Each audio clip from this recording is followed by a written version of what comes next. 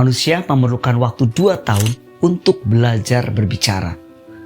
Dan memerlukan waktu 50 tahun untuk tutup mulut, stop berbicara. Think first before do something.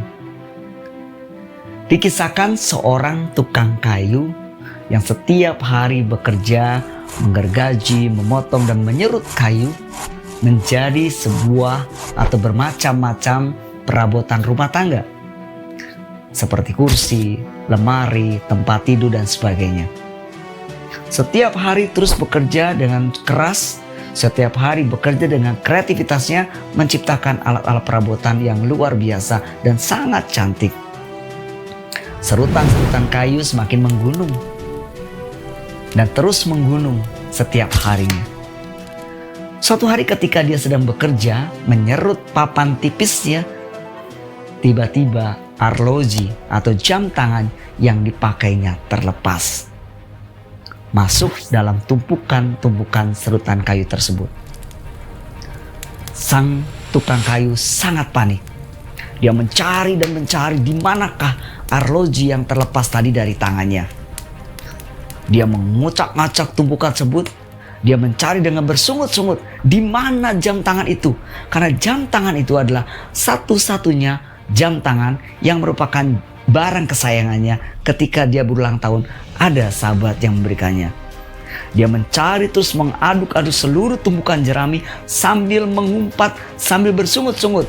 Di mana jam tangan saya? Ini semua gara-gara saya. Karena keteledoran saya sendiri. Coba kalau saya nggak pakai jam tangan itu, pasti jam tangan itu tidak akan lepas dan tidak akan hilang. Di mana jam itu? Dia acak-acak kembali lagi. Suara dia semakin keras, semakin bersungut-sungut. Sampai akhirnya para teman-temannya menghampiri dan datang. Ada apa kawan? Jam tangan saya hilang. Aduh, harusnya saya nggak pakai jam tangan tersebut.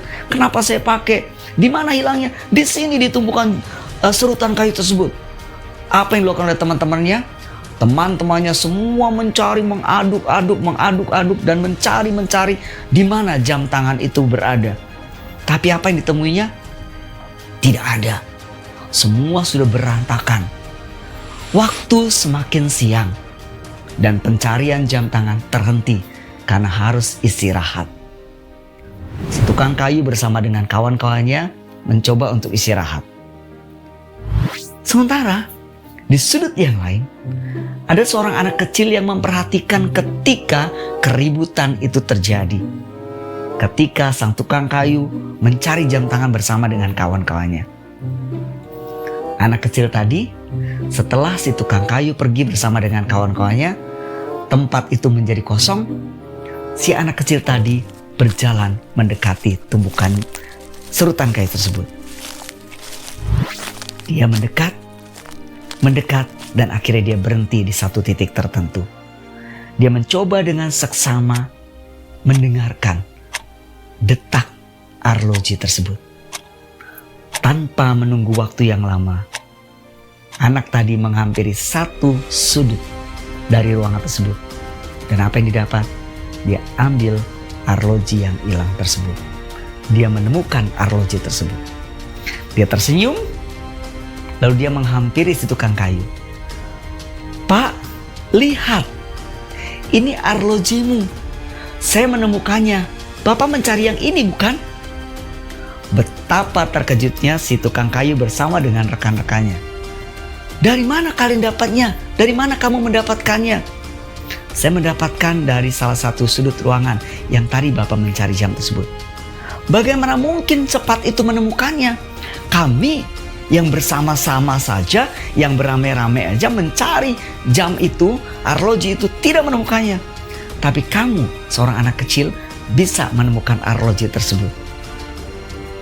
Anak kecil cuma berkata, saya tadi cuma menghampiri. Lalu saya duduk diam dan saya mendengarkan. Lalu terdengarlah detak jarum arloji tersebut. Dan ternyata arloji Bapak ada di sudut ruangan tersebut. Kini arloji itu sudah ditemukannya. Dari cerita tersebut, apa yang bisa kita ambil? Terkadang ketika kita mempunyai satu masalah, kita selalu panik sendiri, kita selalu ribut sendiri, kita bahkan melihat diri kita sendiri dan kita menyalahkan akan apa yang terjadi. Kita menyalahkan diri kita sendiri, apa yang telah kita perbuat.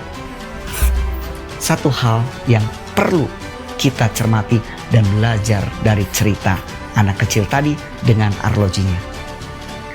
Berdiam diri lebih dahulu. Ketika kita mencoba berdiam diri, ketika kita ada dalam kesunyian sendiri, maka kita bisa merefleksikan dan kita bisa menemukan apa yang harusnya kita lakukan.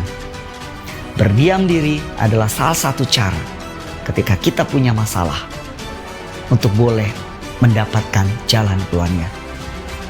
Think first before speaking. Think first before do something.